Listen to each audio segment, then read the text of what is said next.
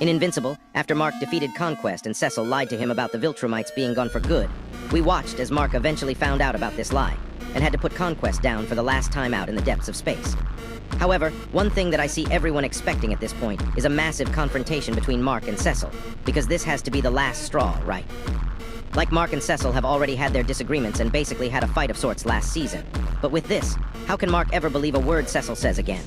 Well, I'm here to break the bad news that in the comics, at least, there's never actually a real confrontation between Mark and Cecil over this lie. But here's why.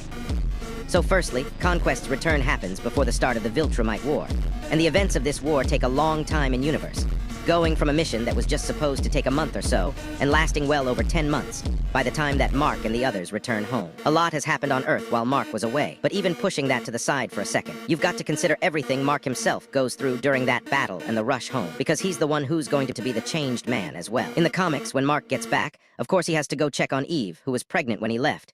His parents have a lot to figure out, and obviously there are still villains all over to take care of.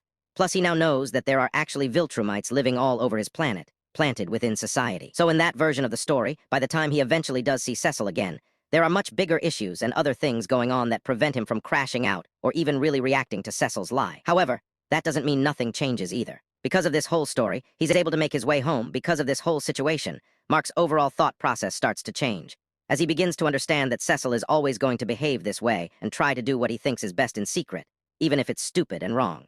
But Mark can't rely on that to protect Earth. He has to step up on his own and make sure on his own that everything is the way he thinks it is. And it's truly a point where he starts to make more and more of his own decisions. However, with that said, I'm hoping that the TV show goes in a different direction.